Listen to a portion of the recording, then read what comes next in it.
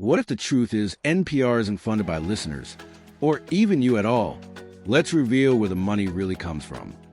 Today, we dive straight into the heart of NPR's finances, who funds it, and how political pressure and federal cuts are shaking the foundation of U.S. public radio. Let's begin with the Corporation for Public Broadcasting, CPB. Established in 1967, CPB receives federal appropriations from Congress, about $535 million in fiscal year 2025, with around $83 million allocated to public radio grants. Local stations depend on those funds. Some rural stations receive up to 50% of their budgets from CPB grants. Yet NPR itself gets only about 1% of its total revenue directly from federal funding.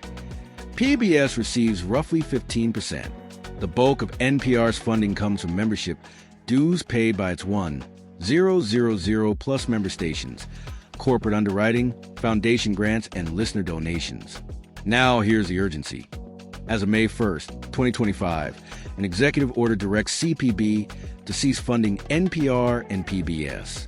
In mid-2025, Congress approved a $1.1 billion clawback of CPB's funding for fiscal years 2026 to 27, forcing CPB to begin winding down operations by September 30th, 2025, with most staff laid off.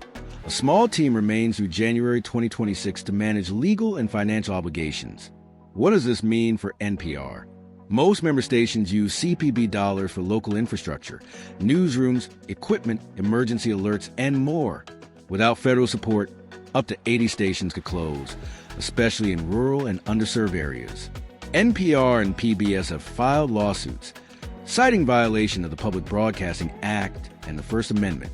Nevertheless, many argue the system can survive.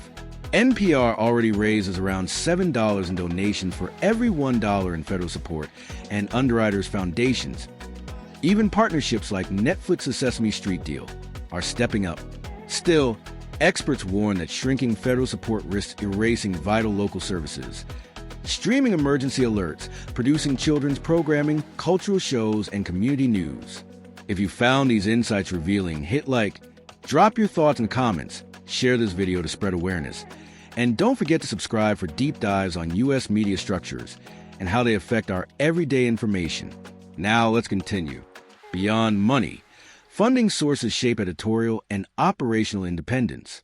NPR's programs are produced with guidelines that prevent editorial influence from underwriters, but critics have noted ideological bias concerns in the past, including homogeneity in board makeup and guest selection.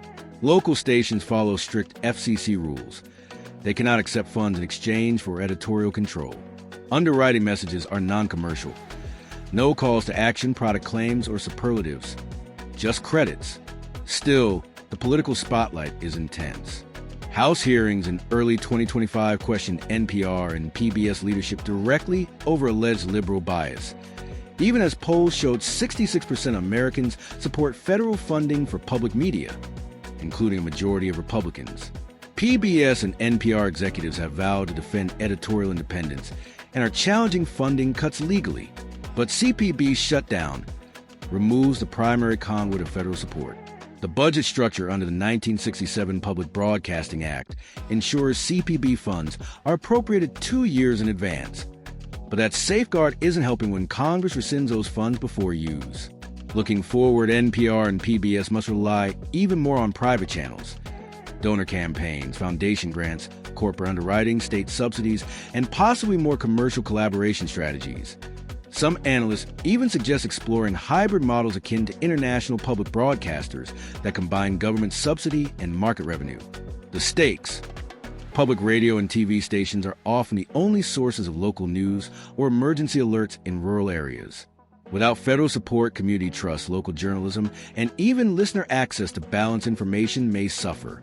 Your understanding matters, because public media, despite political turmoil, remains one of the most trusted institutions in American life.